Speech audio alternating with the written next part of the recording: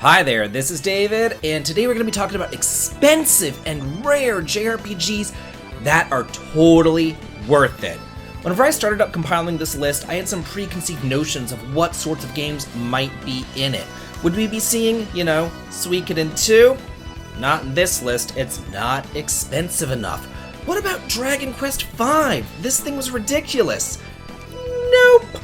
What about something like a Fire Emblem Path of Radiance? Not that one either. Not even the 2 Lunars.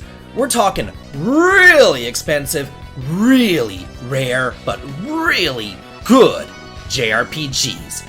So, let's go ahead and get started, but first, we have a word from our sponsor. This video is sponsored by Anomaly Collapse, which is hosting a global playtest right now that you can take part in just by playing the game on Steam, and the link is listed in the video description below.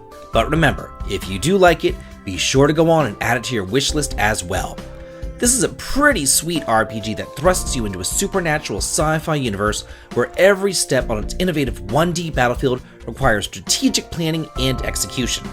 Here, you'll be commanding a unique trio of furry warriors and sharpening your tactical prowess as you face off against monstrous anomalies in turn-based battles, while also harnessing the synergy of specific class skills, honing your positioning, and utilizing a vast inventory of items to defeat the enemies and unravel the intricate mysteries of this universe. In addition, the creators of Anomaly Collapse are hosting an exclusive Steam gift card giveaway event, an opportunity that you do not want to miss. So, if you're as excited about this game as I am, simply head on over to their Twitter page to join in the excitement and stand a chance to win a prize. You'll find the link to both their Twitter and the game in the video description below. And now with that, let's get on with some expensive and rare JRPGs. Number 10. Tales of Destiny 2. Released for the PlayStation and worth $260 complete in box. This is shockingly the cheapest game on the list, although that's not to say that it's not rare because it definitely is. The Tales series was still in its infancy when this was brought over, and it was localized as Tales of Destiny 2, and although I'm a huge Tales fan now, I do recall at the time thinking something like, oh, this is just a sequel to Tales of Destiny, and I didn't really like the first game, so maybe I'll wait for the price to go down before getting this. Well, lo and behold, the price never did go down, it only went up. And at the time that it hit like $60, I pretty much said screw it. However, today I am incredibly thankful to own a copy, and despite its title, this is actually not a sequel to Tales of Destiny.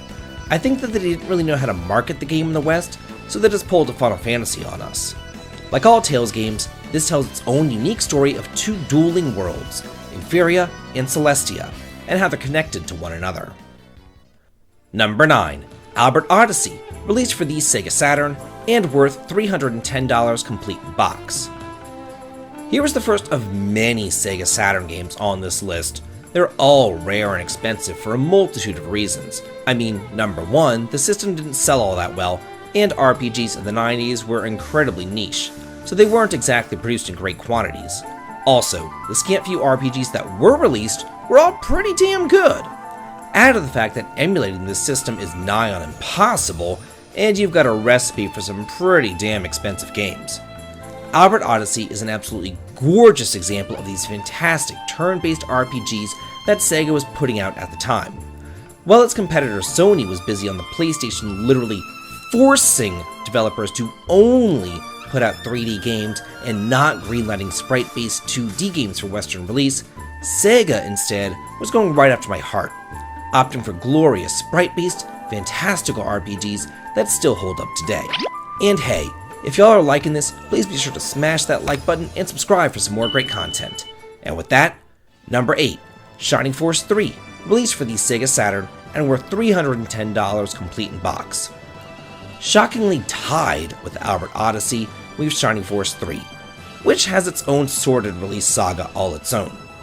Over in Japan, they received 3 different scenarios for this game, really rounding out the story, but us red-headed stepchildren in the West only received the first scenario, even though Shining Force 1 and 2 were immensely popular over on the Genesis and widely regarded as the best strategy games of the 16-bit era, and have been ported over to other systems and released in various collections, Sega still did not believe in us or our passion. So the third entry, much like all other Saturn games, is still stuck on the console because of that notoriously difficult emulation. The storyline involves two warring kingdoms as you fight to bring back peace to the land, and they throw in a crazy religious cult for good measure too. Because, what's a good JRPG without a good kingdom, an evil empire, and a super evil church? Number 7. Luia II, Rise of the Sinistrals, released for the SNES and worth $330 complete in box. Picture it, Sicily, 1912. No, wait, my mistake, that's something else. Let me try again. Picture it, Ackworth, Georgia, 1996, Christmas morning. I was a freshman in high school and the PlayStation was still a year away. At the time though, there weren't really all that many great games for it, so I would be getting that next year whenever Final Fantasy VII released. In the meantime though, I needed a few RPGs to tide me over, and Luia II fit the bill. It was there, sitting right under the tree. Little did I know how expensive the box would become as I tore it in half to get straight to the game. Yeah, pains me to say it, but I literally tore the box right in two. But I kind of feel like everybody did that back then. They were just kind of seen as disposable. Thankfully though, I do own a copy of Luia II, but without the beautiful box, the poster, or the instruction booklet. Those are all nowhere to be found. But the memories of this game will last me forever, as Maxim traverses the world, finds his wife, gets married, has children, and defeats the Sinistrals for the sake of his child and humanity. Number 6. Terranigma, released for the SNES and worth $340 complete in box. Something tells me I knew that this one would be expensive. Not only was this not released in America and only over in Europe, but it's also one of the best action RPGs on the SNES and the conclusion of the Heaven and Earth trilogy. So if you're an American like me and you want to get your hands on this one, you're either going to have to hightail your little tiny bum on over to Europe and track it down, or scour eBay and pay those enormous import fees. Either way, you're just screwed. Terranigma tells the story of a mischievous boy Ark, who accidentally freezes his entire underworld village, and in trying to rectify his mistakes, he ends up reviving the planet above, restoring the continents, and then regreening and repopulating the Earth. It's such a cool game as you play through, restoring the plants, then the animals, then humanity, then helping each town evolve and change, as you unravel the mysteries of the light and dark sides of the world. Number 5. Final Fantasy Pixel Remastered, released for the PS4 and worth $450 complete in box. This right here is living proof that a game doesn't necessarily have to be old to become expensive and rare. Sometimes it just needs company ineptitude to do it, and that's what we have here. If you are out there thinking that this price reflects that whole big box collector's editions with the vinyl records and everything, nope! This is just for the game itself.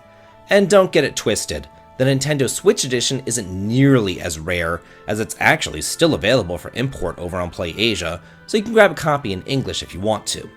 The PS4 version though, in all of Square's wisdom, was only released for a very limited amount of time before it was completely sold out and has never been made available since. So here, not only do you get 6 fantastic games that you can play on your Sony systems, but it's a pretty damn good investment if you're able to snipe a copy in the wee morning hours. And to think, I was sitting there with my finger over the buy button, and I thought, nah, I'll just sleep on it instead. There are many things that I could go back in time and kick my own ass about, and this is high up there on that list. Number 4. Chrono Trigger, released for the SNES and worth $610 complete in box. Sometimes games become expensive just due to scarcity and low production. Other times, they're expensive because they're just that good. And in Chrono Trigger's case, that's exactly what happened. I remember reading about this one in Nintendo Power, how it was a collaboration between the dream team of Square's best Final Fantasy creators, along with Enix's best Dragon Quest creators. This was the first time that 2 different companies came together to collaborate on an RPG, so I knew that it was going to be spectacular, and that I had to have it. So whenever I opened it up on Christmas morning of '94, I was ecstatic.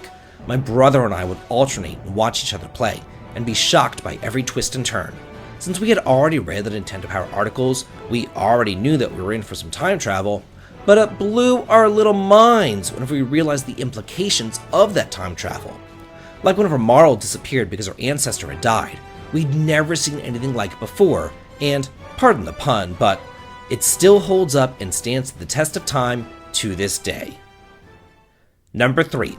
Magic Knight Rayearth, released for the Sega Saturn and worth $700 complete in box.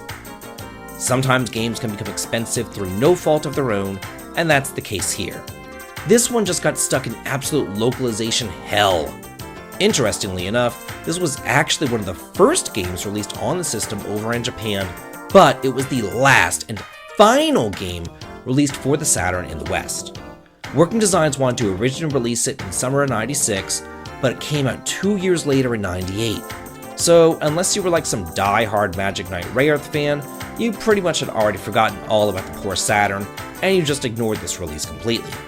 So here we just have a perfect storm of an anime niche title, plus Working Designs' notoriously limited print runs, plus the fact that it came out well after the Saturn was dead, gone, and buried.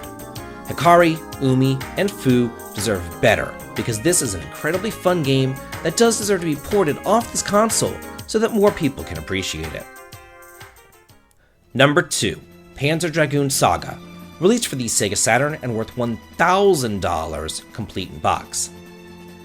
The last Sega Saturn RPG to be featured on this list is the system's most expensive, but it's still number 2 here. There's something worth even more money out there.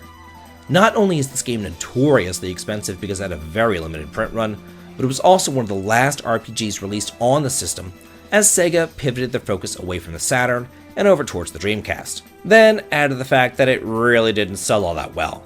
So there was poor word of mouth too. From a first look, it doesn't exactly scream RPG either, especially because all the other games in the Panzer Dragoon franchise were shooters. This here is the lone outlier.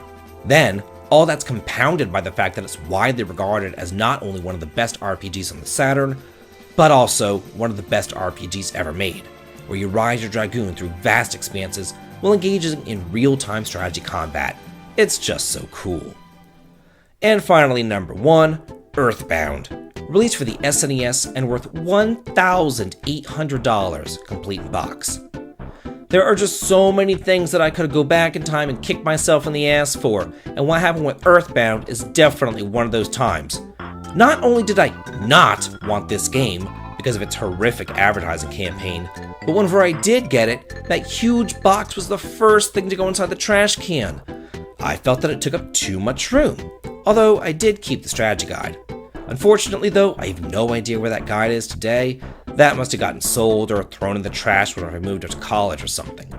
I also remember that I wasn't the only person who felt like this game was strange, because it sold terribly.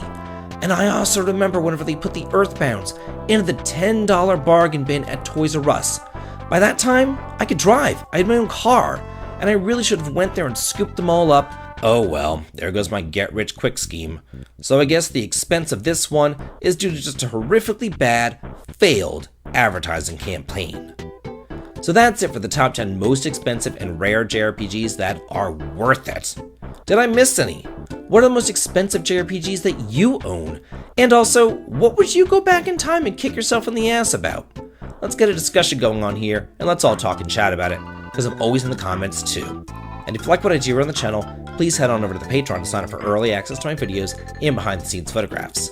The link to it is over in the video description. And as always, please like, comment, and subscribe, and have a good day.